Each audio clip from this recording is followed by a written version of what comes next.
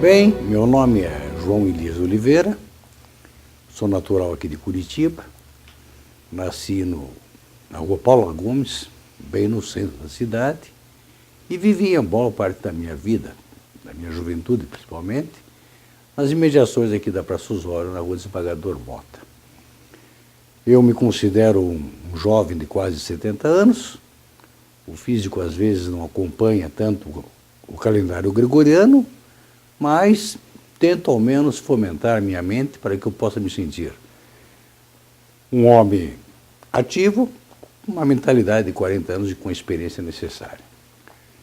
Tive o privilégio de ter nascido e ter sido educado por pais que se preocupavam muito com a instrução dos filhos, com respeito, com educação. Me recordo, inclusive, que um dos preceitos máximos que papai usava conosco, nós éramos em 5 irmãos, né? Meu pai era contador, guarda-livro, na época que se chamava. Ele sempre falava que o objetivo maior é que os seus filhos tivessem sempre profissões liberais. E nós seguimos isso aí, ou seja, de 5 irmãos, lamentavelmente 3 já faleceram, 4 foram profissionais liberais, eu sou advogado, um é arquiteto, outro engenheiro, o outro foi um dos primeiros homens a se formar no magistério, no Instituto de Educação do Paraná, e o último não teve tanto sucesso, lamentavelmente, né? Essa influência familiar foi importante, porque além da afetividade natural, nós tínhamos em casa um ambiente que te obrigava a absorver cultura em si. Por quê? Papai gostava muito de ler, né? Recebia todo um mês, né? Antigamente vinha o livro do mês do Clube do Livro, era assinante da coleção Saraiva. Então eu já nos meus 13, 14 anos tive a oportunidade de poder ler os grandes clássicos, na época, Dostoiévski, Tolstói, enfim.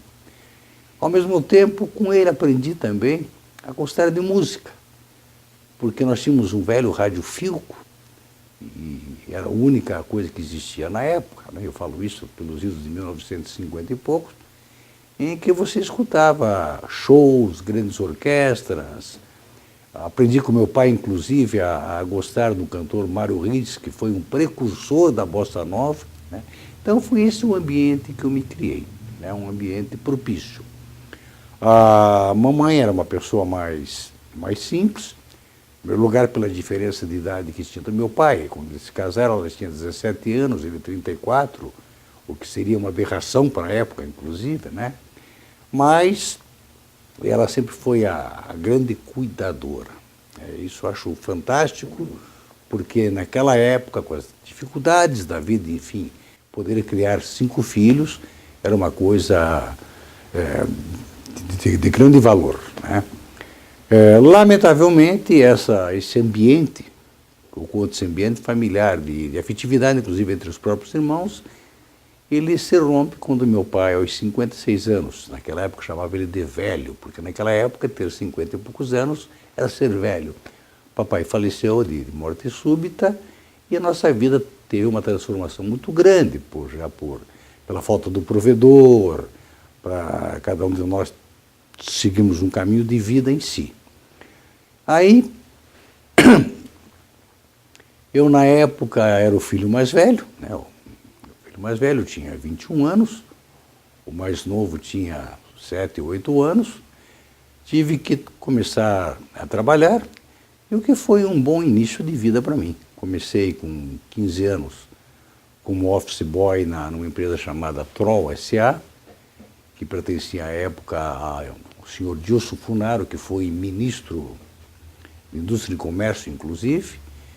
E quando eu completei 18 anos, eu entrei no mesmo dia no Banco Comercial do Paraná. Aí é um episódio interessante, porque entrei no banco, me filiei já ao Sindicato dos Bancários, cujo presidente, à época, era o senhor Otto Bracarense Costa, grande militante político, um dos líderes do antigo Partidão, né? E que durante muitos anos sofreu durante a ditadura, enfim, mas que trouxe exemplos marcantes para todos nós.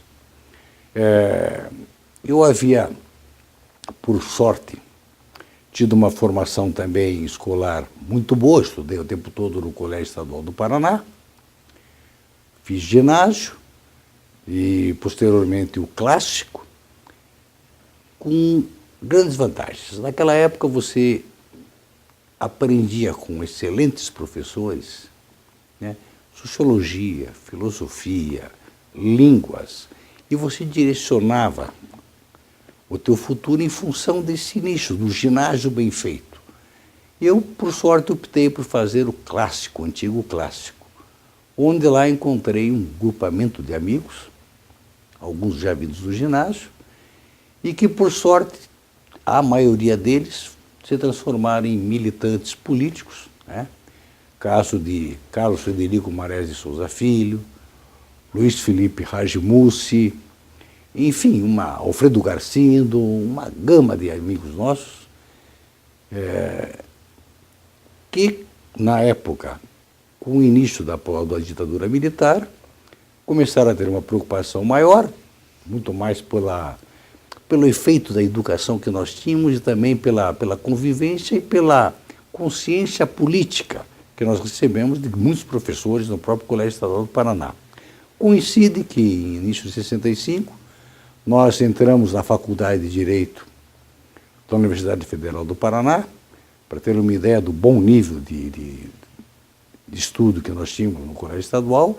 De 19 colegas, 18 passaram na Faculdade de Direito, a maioria sem fazer cursinho. Eu mesmo tenho orgulho de falar que passei em 7º lugar, sem ter feito o cursinho. Daí, aquela vontade de participação, a ebulição que existia à época, né? A mudança completa de valores com o início da própria ditadura, transformou esse grupo num grupo preocupado, num grupo de angústia, e que decidimos, já militávamos dentro da própria faculdade, existiam 2 partidos na época dentro da própria faculdade, decidimos formar um grupamento para poder lutar contra aquilo que nós imaginávamos que seria alguma coisa não tão duradoura e não tão grave, cruel, como foi a ditadura militar. Usando o quê? Usando o lúdico. Na época, o nosso colega Carlos Frederico Mares foi eleito presidente do DCE e nos acolheu e nós criamos o Teatro do Estudante Universitário, o TEU, com a ajuda do próprio Mares e de algumas pessoas que se agregaram a esses estudantes de Direito e de jornalismo também, como Fábio Campana,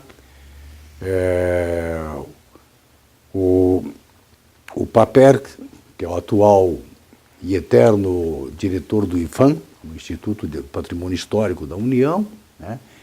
E outras pessoas que foram se chegando. Fazendo o quê?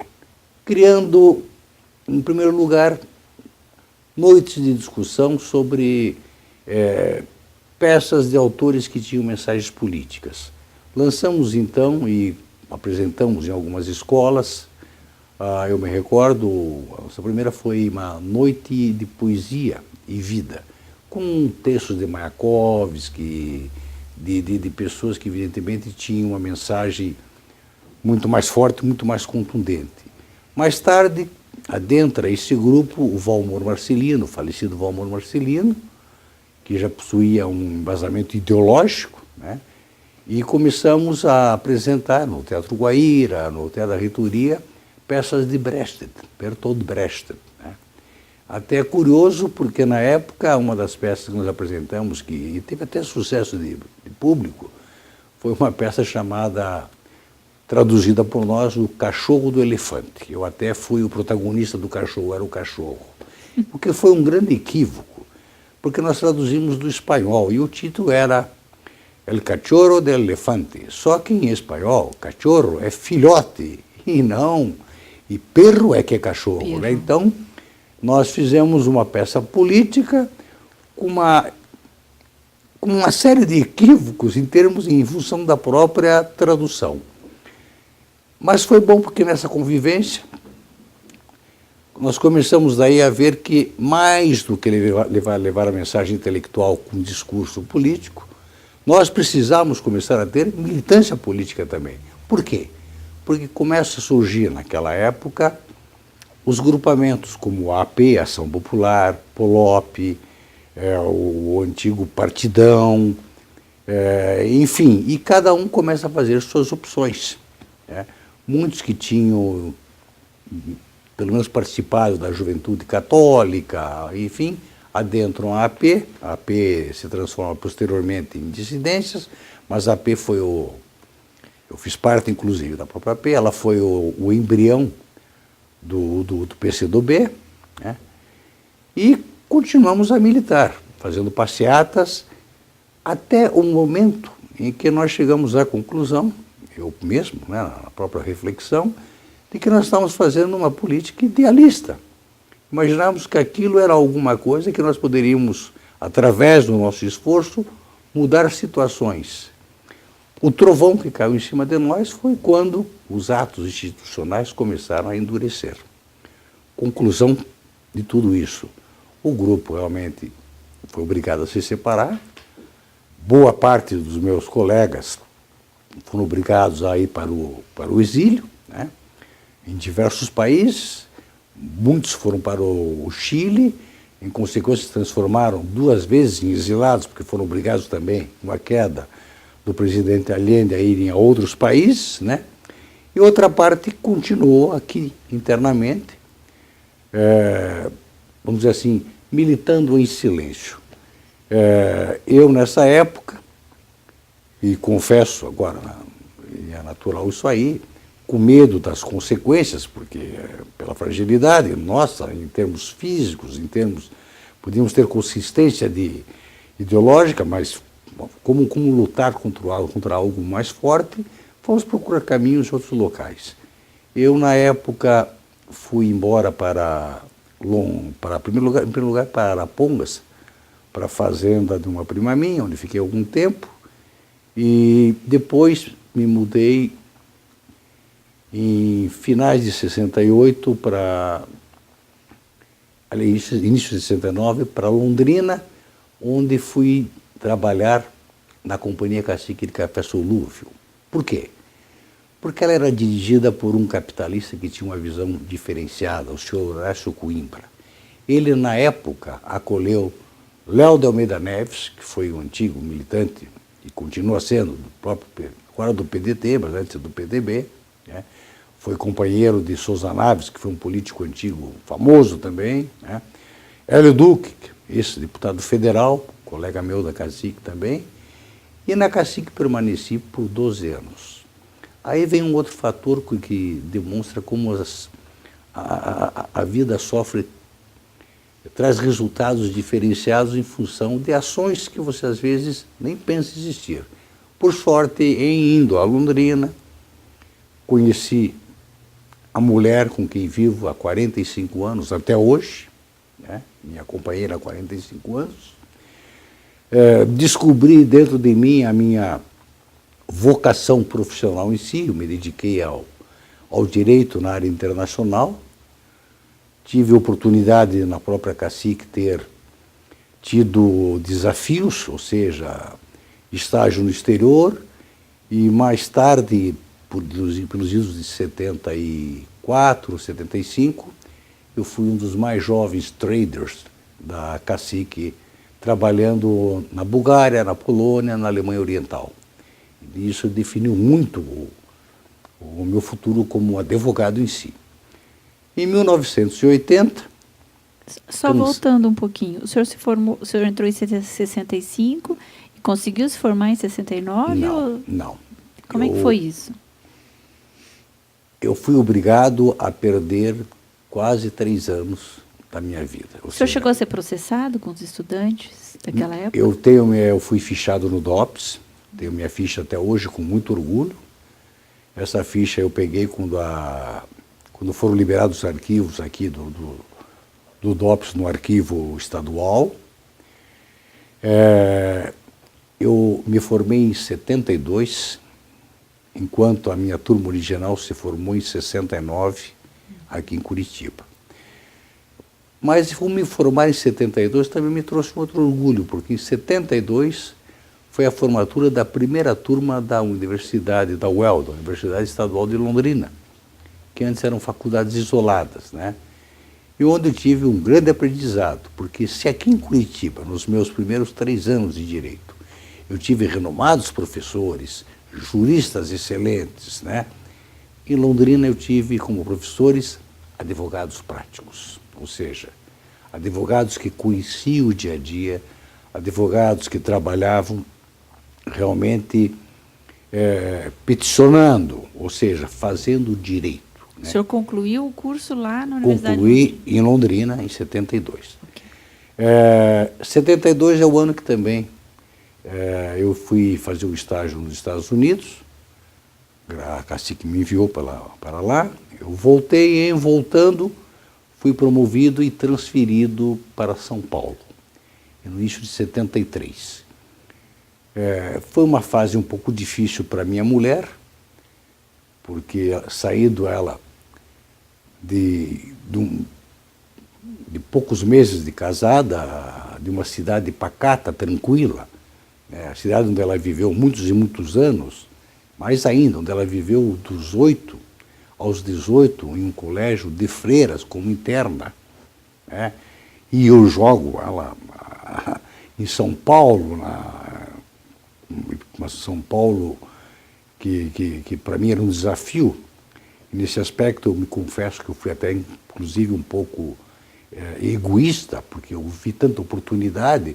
Daí eu fui fazer pós-graduação na Getúlio Vargas, em Comércio Internacional, fiz depois pós-graduação na Faculdade de Economia São Luís, fiz um semestre de mestrado em Direito Civil na PUC de São Paulo, que tive como professor o André Franco Montoro, foi fantástico para mim, né? Então eu me aprimorei muito mais intelectualmente, em detrimento, evidentemente, da minha própria vida conjugal até, porque eu trabalhava o dia todo, estudava à noite e aos finais de semana também estudava, né? Bom, e a militância política ficou... Nesse ponto, a militância política, a repressão era muito forte, né? E eu fiquei isolado em São Paulo, sem participação. Mas em 80, cansado já do tipo de vida estressada que nós tínhamos lá, e minha mulher já prestes a ter a minha filha, voltamos aqui para Curitiba. Eu, na época, recebi convite para trabalhar em uma empresa, voltei, 2 anos depois montei meu escritório de advocacia, mas o bicho da militância retornou. Por quê?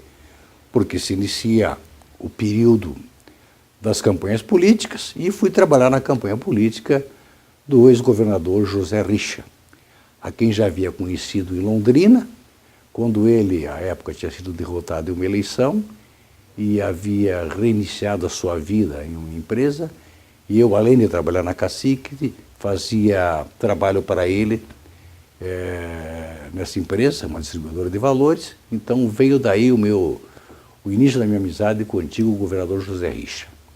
Eu, na campanha para o governo, onde ele foi eleito, eu participei em muitos momentos junto com a mesma turma, o Carlos Frederico Maria Souza Filho, o Mussi, Antenor Bonfim, Alfredo Garcindo, enfim.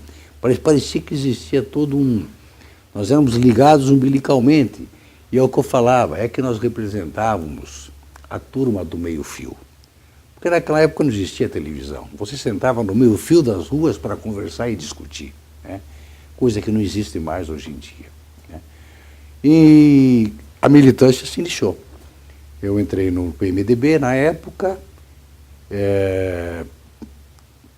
entrei também daí como advogado, simples advogado na Coab. Em 88, participei de campanhas anteriores, evidentemente, em 86, com a campanha do Luiz Felipe Mussi para deputado federal, mas em 88, esse mesmo grupo nosso se reuniu e foi participar da fundação do PSDB. Aí também a história se retorna. As primeiras atas que registrava a fundação do PSDB do Paraná foram datilografadas por mim numa máquina simples, ditadas por quem? Por Otto Bracarense Costa, que já havia sido meu grande líder sindical há muitos e muitos anos atrás. Aí então a minha militância, a minha participação política seguiu em frente, né? E culmina em 94, quando numa coligação política nós decidimos apoiar o então candidato Jaime Lerner, o que parecia uma incoerência, que para nós ele era considerado uma pessoa reacionária, de uma outra, vamos dizer assim, de um outro segmento político, mas essa coligação foi necessária na época, né? Ganhamos a eleição e vamos dizer assim, pela providência divina em si, ou pelo trabalho feito, eu fui nomeado o secretário de Estado com funções de ouvidor geral. Fiquei durante 7 anos como ouvidor geral do Estado e tenho um grande orgulho de, nesse período, ter realizado coisas que eu sempre quis fazer, ou seja, como na época a ouvidoria era completamente desconhecida aqui no Brasil, né? Apesar de já existir na época, há quase 200 anos, a figura do ombudsman, criado na Suécia e em países mais desenvolvidos, nós criamos um modelo brasileiro de ouvidoria. Ou seja, o ouvidor sendo realmente um ouvidor do cidadão, não um ouvidor do governo, apesar de nomeado pelo governo. Esse modelo de sistemas de ouvidorias, de uma ouvidoria mais participativa, de uma ouvidoria educacional, inclusive, fez com que até hoje continue vigorando no Brasil, onde você encontra mais de 3.500 pessoas atuando nessa função. Recordo que em 95, nesse mesmo ano, em março de 95, nós fundamos a Associação Brasileira de Ouvidores. Nós éramos 3 ouvidores e 17 gatos pingados na plateia. A associação cresceu tanto. Eu tive a oportunidade de ser por 2 vezes presidente da associação e que, em função disso, ela teve reconhecimento internacional e eu também tive novamente a oportunidade de visitar, a convite de vários países das Nações Unidas, mais de 25 países realizando palestras e explicando o modelo brasileiro de ouvidoria. Aí entra a questão principal. Como ouvidor, você tinha não só a função de escutar a reclamação, buscar a solução, atender a população, mas como ouvidor você fomentava o direito humano, você fomentava a conscientização das pessoas mais simples. E isso aí talvez tenha propiciado o fato de, na época, em sendo sancionada a Lei Beto Richa, foi criada a Comissão de Indenização aos Ex-Presos Políticos e eu fui nomeado presidente dessa comissão. Foi um período, durou durante 1 ano os nossos trabalhos, foi um período extremamente profícuo, gratificante, emocionante, porque, em primeiro lugar, a composição da comissão era de pessoas brilhantes, pessoas com passado político, e eu sempre afirmei primeiramente no meu discurso inicial, inclusive quando eu tomei posse como presidente, de que eu não poderia nunca ser um presidente imparcial, porque eu via junto a mim, como meus pares da comissão, colegas que sofreram torturas, colegas que tiveram suas vidas completamente transtornadas e modificadas. E, ao mesmo tempo, lendo os processos que solicitavam a indenização e olhando para o palco, eu via do mesmo modo colegas de antigamente, de faculdade, de ginásio, de militância, que também sofreram muito. Então, era realmente uma comissão que, por justiça, tinha que ser parcial, ou seja, dar justiça dentro da legalidade e reconhecer efetivamente o valor que tiveram aquelas pessoas na luta contra a ditadura. Essa comissão, ela, talvez diferentemente de muitas comissões, ela teve início, meio e fim. Reuniões semanais, atas, depoimentos maravilhosos, emocionantes e, o mais importante, conseguiu fazer um amálgama ideológico. Um exemplo, um dos membros da comissão era Dom Moacir Witte, figura de realce, hoje arcebispo de Curitiba, e ele era assessorado por um ex-colega de faculdade, Stefano Landowski, que era um militante de direita, mas que ao mesmo tempo realizava para o Dom Moacir relatórios fantásticos e pareceres com nível de humanidade espetacular. Então, não existia mais ali nenhuma divisão. Era um grupamento realmente preocupado em poder não só retribuir em termos de pecuniários, em termos de dinheiro, mas reconhecer o valor daqueles que tiveram a coragem e a hombridade de lutar contra algo com que não concordavam. Doutor João, como é que surgiu o convite para o senhor presidir essa comissão? Veja como foi interessante. Eu me recordo que a lei foi sancionada. Né? Ela foi sancionada em 95 e só regulamentada em 98. Isso. Após a regulamentação, eu fui chamado ao gabinete do governador e fui convidado por ele para presidir. O governador Jaime Lerner. Pelo próprio Jaime Lerner, né? E que me deu, como já estava me dando inteira liberdade como ouvidor, né?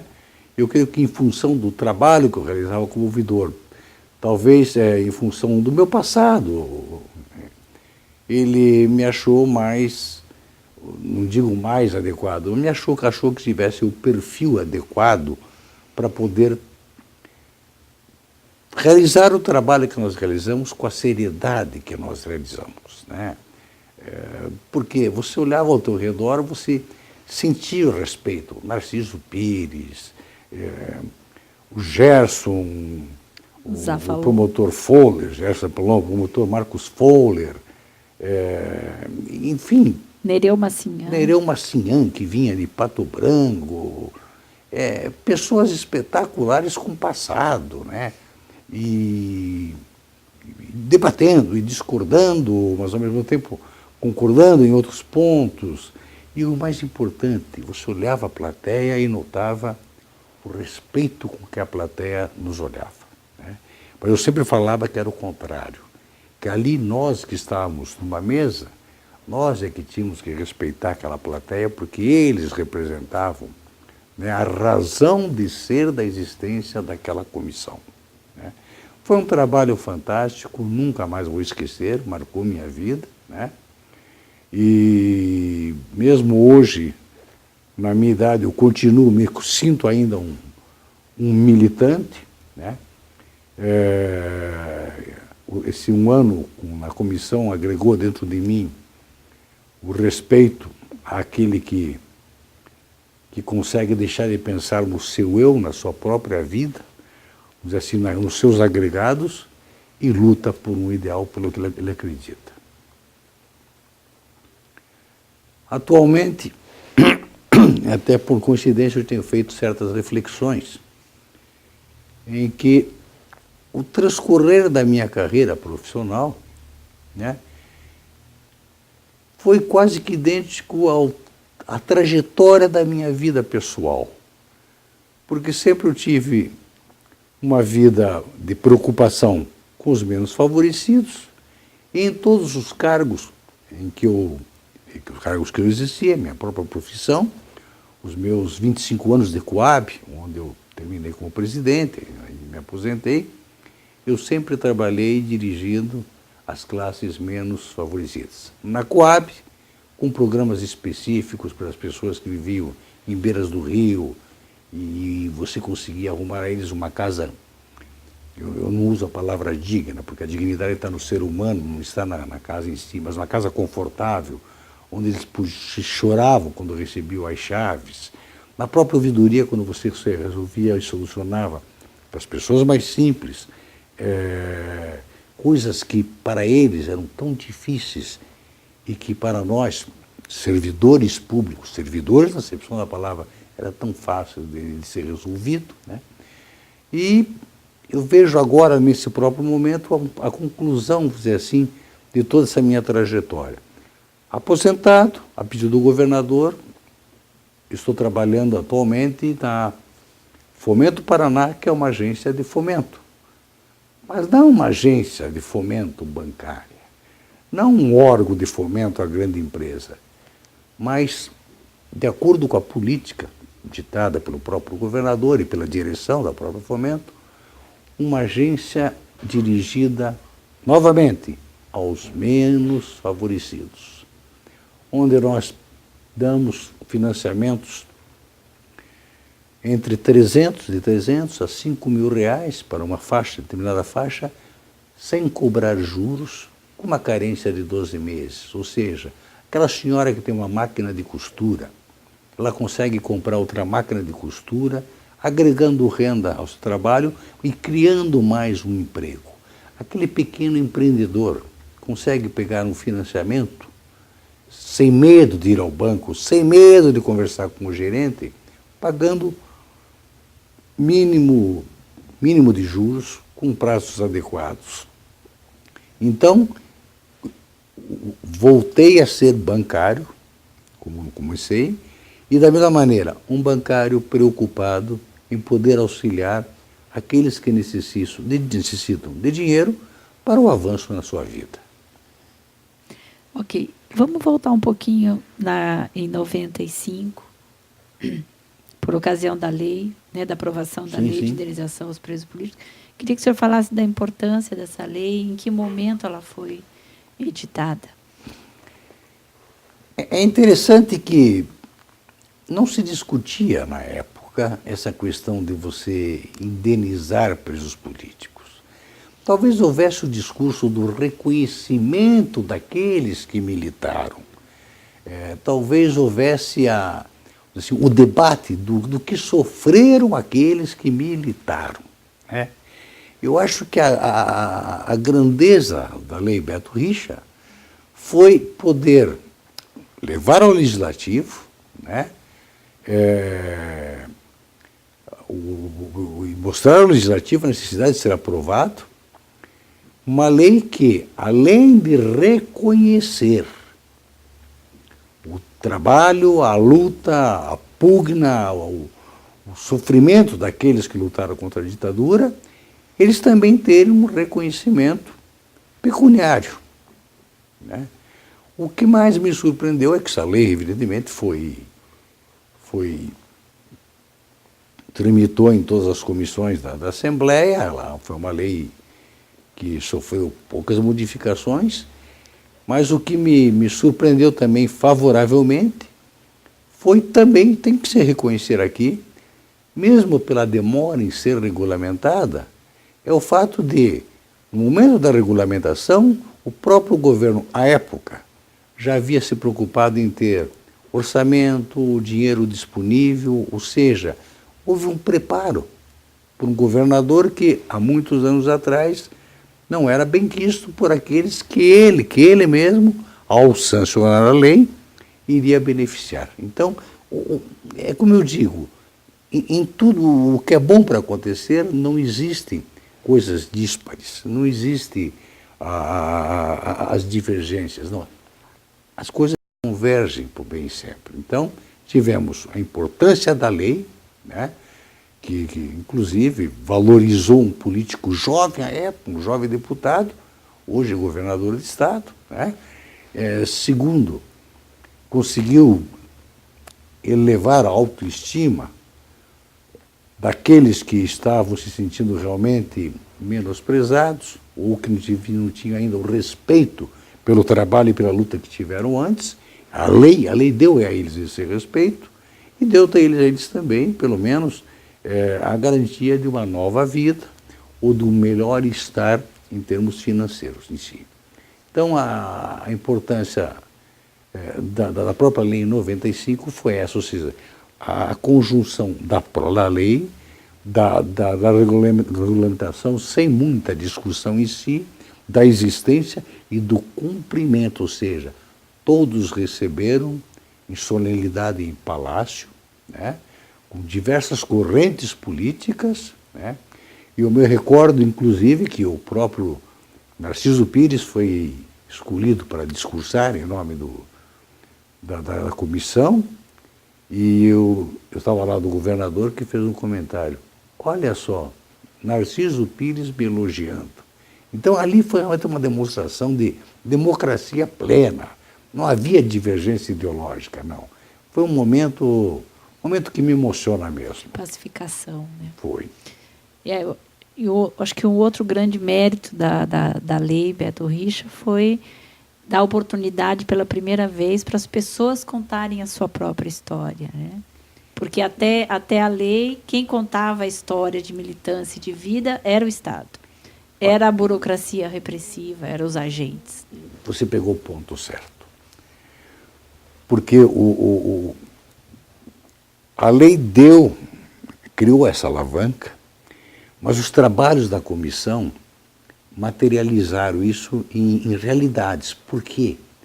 Porque os depoimentos eram públicos. As pessoas levantavam-se das suas cadeiras e contavam os seus dramas. Ou seja, você vivia, ouvindo, você vivia. Revivia. E revivia aquelas pessoas, né? E o segundo ponto, além desse aspecto assim, fantasticamente importante em termos emocionais, em termos de você reviver, de você voltar à memória, né? É que também essa lei foi a precursora no Brasil para que outros estados seguissem o exemplo, inclusive o próprio governo federal mais tarde. Alguns não tiveram essa sensibilidade, mas o Rio Grande do Sul, se não me engano, foi o segundo estado a criar uma comissão, né? Então, o Paraná deu exemplo realmente de grandeza nisso aí, né? Porque eu sempre falo que você na vida, às vezes, você não quer o elogio, você não quer a bajulação, você quer o reconhecimento.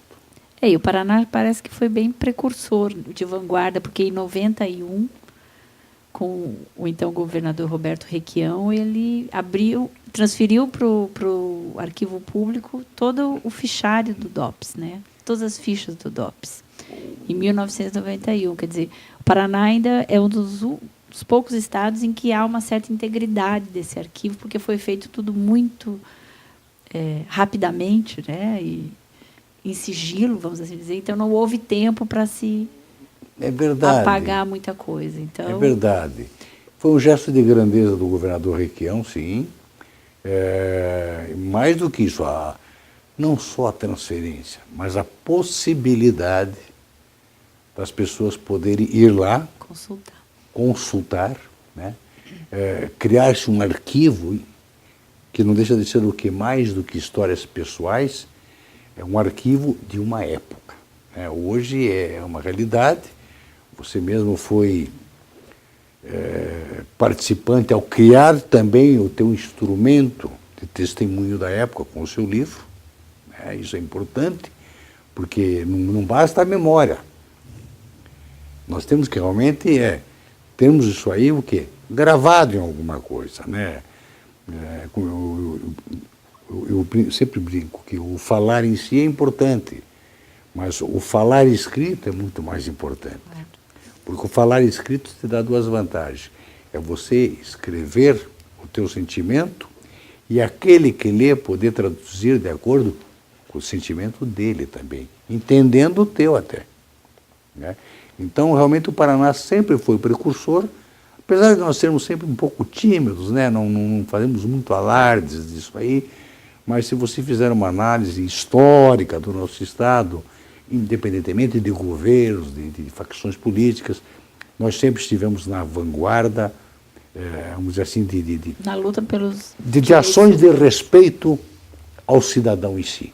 E a grande ironia que eu vejo, por exemplo, olhando em perspectiva, é que, por exemplo, o Estado, né, que era repressor, que vigiava, que sequestrava, que registrava todas as ações, né, produziu uma documentação que serviu para recontar, que serve até hoje, né, para recontar a história oficial, né? Ela foi, ela é como se tivesse dado um tiro, tivesse sido um pouco ingênua, né, de produzir todo um material que depois serviria para essas pessoas comprovar, olha, realmente eu estive preso, eu fui perseguido, eu sofri isso, porque está tudo ali, né? A está registrado, a burocracia era muito eficiente. Né? E a grande vantagem da burocracia realmente é essa, né?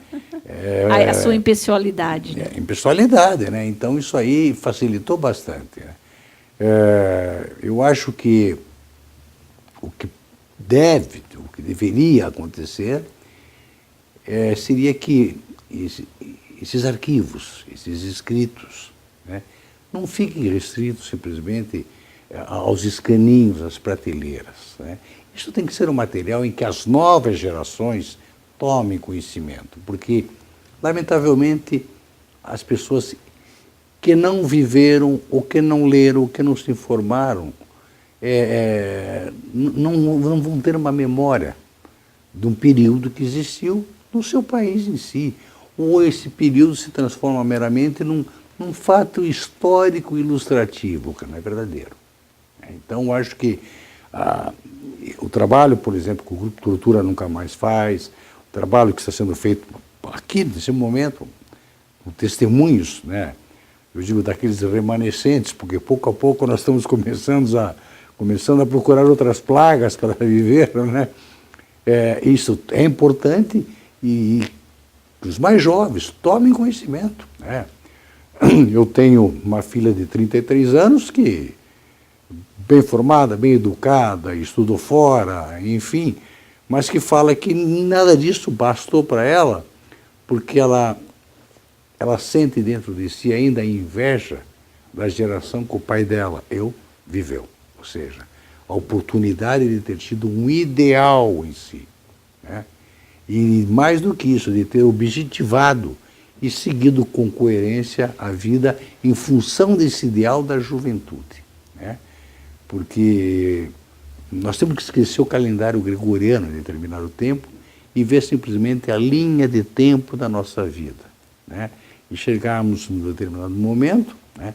Não irmos para o cemitério dos elefantes, mas ao mesmo tempo tomarmos o tônico através da memória do que nós fomos e nos sentimos ainda fortes, como falei, um pouco idosos, um pouco mais cansados, mas ainda com aquele vigor que nós tínhamos há muitos anos atrás. Como é que o senhor vê as comissões da verdade hoje?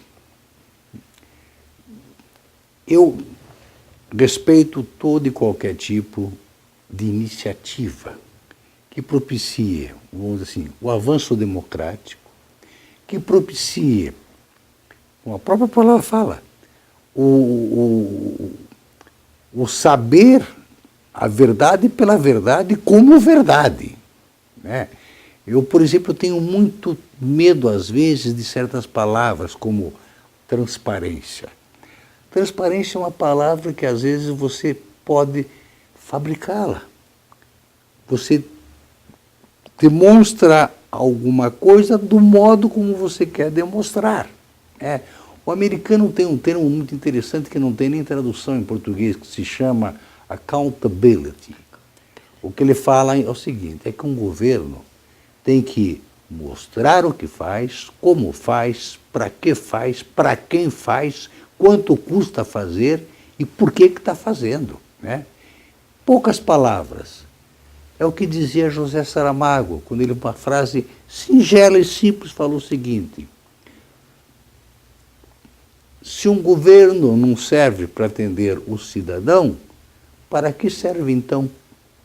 Então eu acho que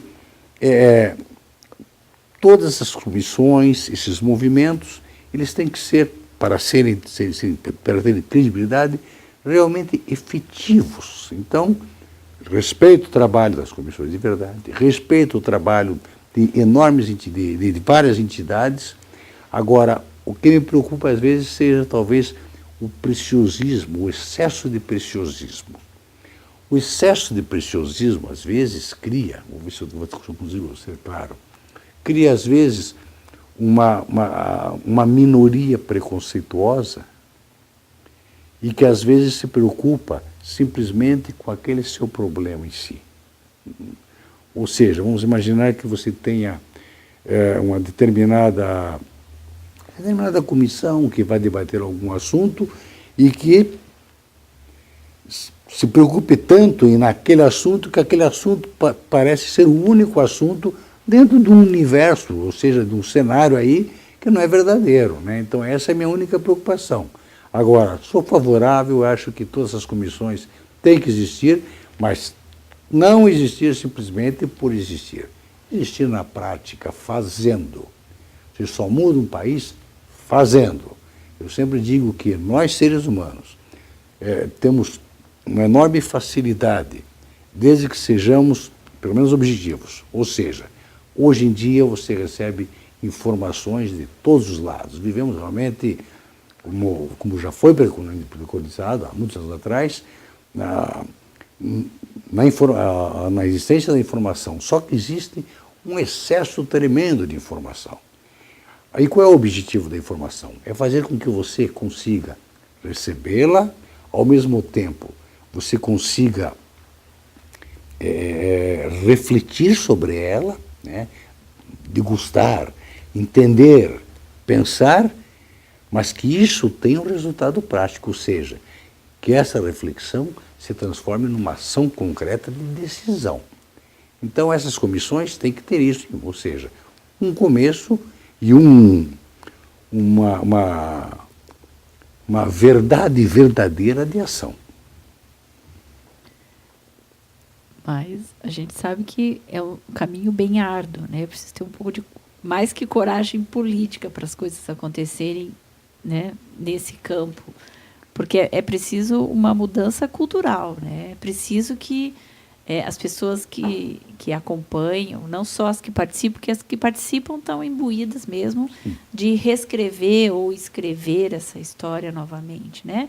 De buscar a punição daqueles que, no exercício, né, do ofício de servidor, Sim, tenham cometido, né, atos condenáveis e cruéis, e que a gente conhece todas essas histórias, claro, né?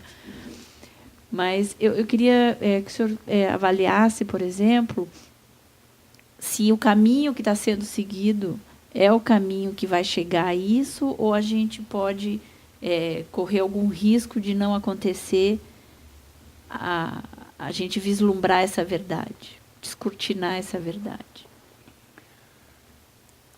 Eu acho que, se você analisar historicamente, né, sempre a humanidade viveu com dificuldades e facilidades, com o poder das tiranias, os momentos democráticos.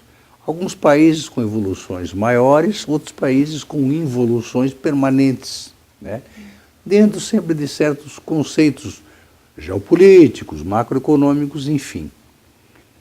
Mas o ser humano sempre conseguiu se situar, avançar e melhorar um pouco. A humanidade melhorou realmente nesses últimos tempos.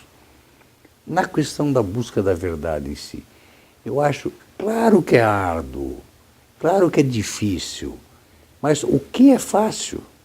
Não existe facilidade em si. Segundo, o que é o importante? É o trabalho de registro, e mais do que isso, de superar as pedras que encontrarão na frente. Mas alguma coisa vai ficar, né? É porque se você olhar, por exemplo, para a América Latina, né? Sim. O Brasil está perdendo para o Paraguai, que já abriu todos os arquivos, né? A Argentina, então, está anos-luz na nossa frente, punindo, condenando, né, os torturadores. Sim. A Argentina, por exemplo, tem lá, ela tem uma memória viva, né? Ela tem parque da memória, ela tem os locais de tortura que se transformaram em locais de visitação. Porque sofreram muito mais, foi muito mais... Exatamente. A ditadura na Argentina foi muito mais mais terrível, mais dura, apesar de não radical. existir classificação para uma ditadura. Não existe, exatamente. Não existe. Eu ia falar. Não existe Isso. a ditadura de mais, nível mais 1, ou menor, a não. de 2. Não existe isso. Isso não existe, né? Mas lá realmente talvez tenha sido mais intenso em si. Para te responder, eu teria que ser talvez um pouco até indelicado, porque isso, e surpreso. Nós deveríamos ser o país muito mais aberto que todos os outros que você citou. Por quê? Porque o comando político desse país está na mão daqueles que sempre tiveram como discurso básico a busca da verdade, da liberdade, da democracia plena, da transparência. Então, alguém tem que ser responsável por isso. E que atuaram. E atuaram, inclusive, ou seja... Sofreram. Sofreram. Então, não é que exista uma indignação em si. Existe, hoje em dia, um misto de surpresa, né, em que você imagina aqui, por quê? Por que não fizeram? Né? Por que, vamos dizer assim, se colocaram no mesmo nível daqueles que nunca iriam fazer? Né? Então é isso que surpreende, porque se tivesse essa decisão política, essa vontade política, com certeza absoluta, o Brasil seria um país muito mais avançado no mostrar a verdade. Mais ainda, no mostrar a verdade didaticamente, para que nunca mais a mentira pudesse voltar. Isso você não vê. Mas isso pode existir, independentemente do governo, com o quê? Com a própria sociedade, que pode não ser assim na sua totalidade, mas com aquela sociedade, para a sociedade que tem realmente dentro de si a vontade de ir a fundo, de divulgar, de falar, daquela que tem a vontade de saber que viver não é simplesmente o respirar, o consumir, o desfrutar das boas coisas. Isso também, mas viver em si é mais do que conviver, é você poder demonstrar o tipo de convivência que deve ser. Mas o senhor fez parte de vários governos, né, estaduais, conhece a máquina de dentro, foi ouvidor, sabe como é difícil você mudar as instituições e as práticas. Claro. Né? Talvez seja isso que impeça que esse governo de esquerda, né, que começou lá com o Fernando Henrique, sim, né, que foi autor da lei, né, em 94, dos mortos e desaparecidos, a primeira lei que reconheceu oficialmente a responsabilidade do Estado em relação àquelas pessoas.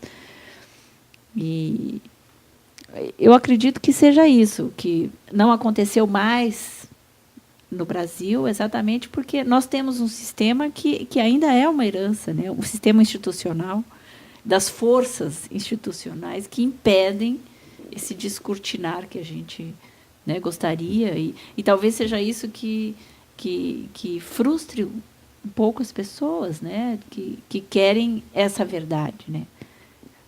Qualquer que seja a verdade, entendo. A gente quer a verdade, as pessoas querem a verdade, mas é claro que essa história oficial que hoje foi revirada, né, que a máquina é emperrada, a máquina é conservadora. A máquina é dirigida por seres humanos, com suas idiosincrasias normais. Né? É do ser humano, inclusive do próprio servidor, né? A incoerência de saber se ele é um servidor do Estado ou do governo.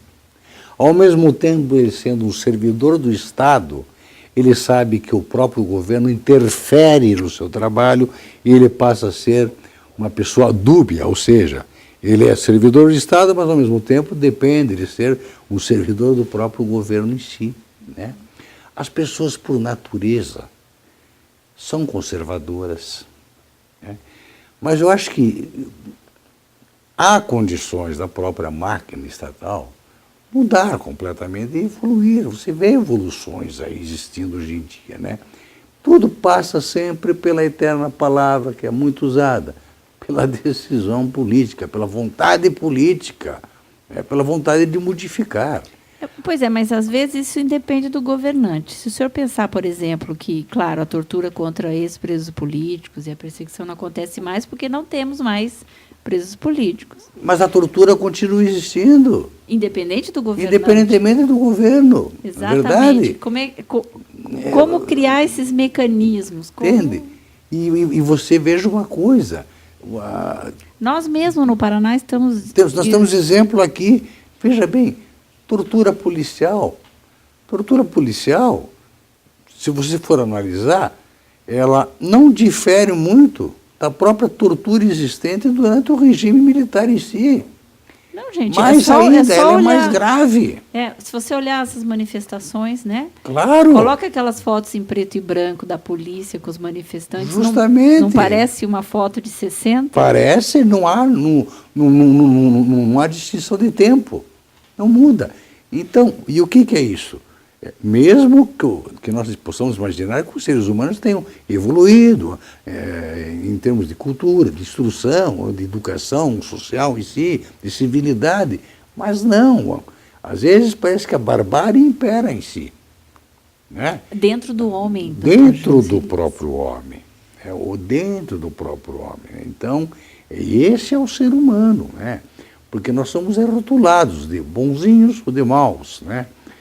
Mas, às vezes, aquele bonzinho é pior do que aquele que é mau. Porque o mal você sabe que é mau em si. O bonzinho pode ser um cínico hipócrita.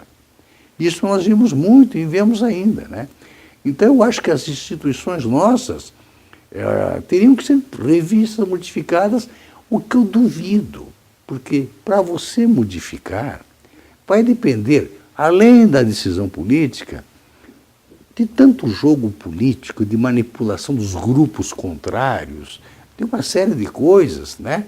Mesmo que você tenha todos os serviços de proteção, de informação principalmente, continua a existir, o que você não pode admitir, né?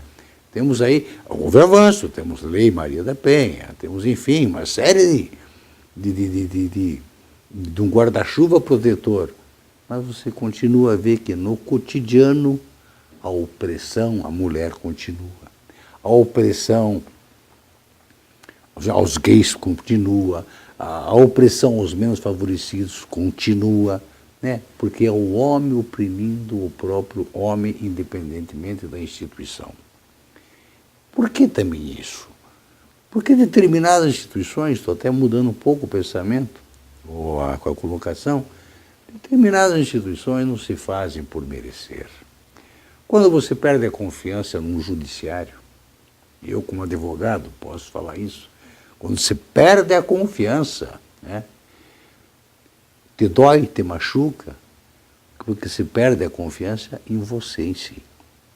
Eu estava presenciando esses dias o julgamento do voto de um ministro do Supremo Tribunal e um colega meu que elogiou a fluidez no falar, enfim, a facilidade do discorrer, né? E um outro falou, está elogiando porque eles são juristas, nós somos simplesmente operários do direito. Eu falei, não. Esse é o nosso valor. Eu prefiro ser um operário do direito do que um jurista com uma fluência fantástica em termos de discussão do direito em si. Porque o operário do direito é que faz a justiça. É ele que lá embaixo vai fazer a justiça. Ali você está vendo membros de uma instituição que perdeu completamente o respeito. Mais ainda, você vê em outras instituições ações que te machucam. Caso, por exemplo, de corporativismo de profissões, caso dos médicos, que se discute hoje em dia, médicos estrangeiros, corporações contra, com argumentos que você às vezes não aceita, né? Então as instituições estão não falidas, elas estão, vamos dizer assim, decaídas. Em crise. Em crise. Qual o modelo? Modelo, eu não sei. Porque como você não tem um modelo ideal para isso, não existe receita, não é uma bula de remédio para isso, né? O que pode acontecer é o seguinte, são essas, vamos voltar, a sociedade, essas comissões, aquela associaçãozinha de moradores do bairro, o voto consciente, coisa que nós não temos nesse país, o saber votar, né? Não eleger qualquer um, que talvez com o tempo faça com que essas instituições possam, aí sim, pelo menos serem críveis, né? Nós temos pelo menos a satisfação de saber que elas existem a favor do próprio cidadão.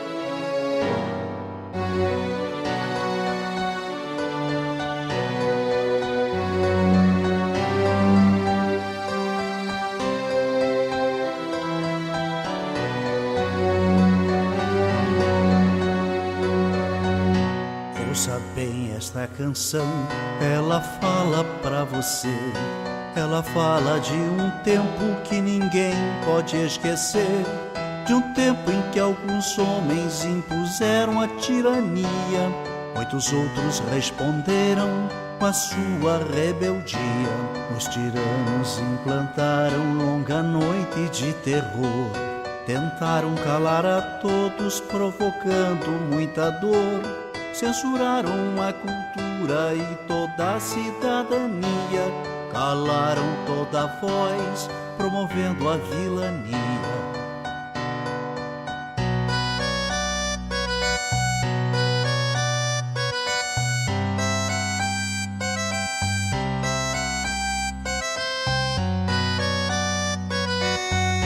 Pelas fábricas, escolas, nas ruas e construções, reagiu o nosso povo à violência dos grilhões. Resistiram estudantes, camponeses e operários, foram homens e mulheres a enfrentar os sanguinários.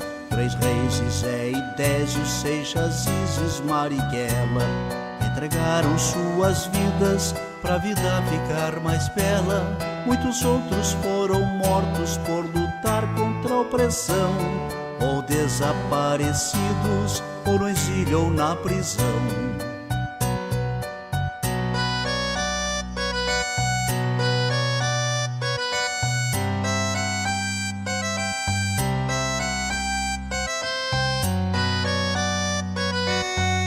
Com a luta desses homens derrotou-se o opressor.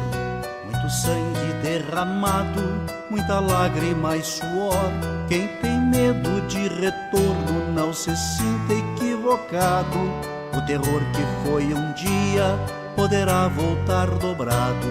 A mesma vigilância de quem ama a liberdade poderá impedir que volte o império da maldade. Mas a luta continua por justiça e pelo pão, pela reforma agrária, por saúde e educação.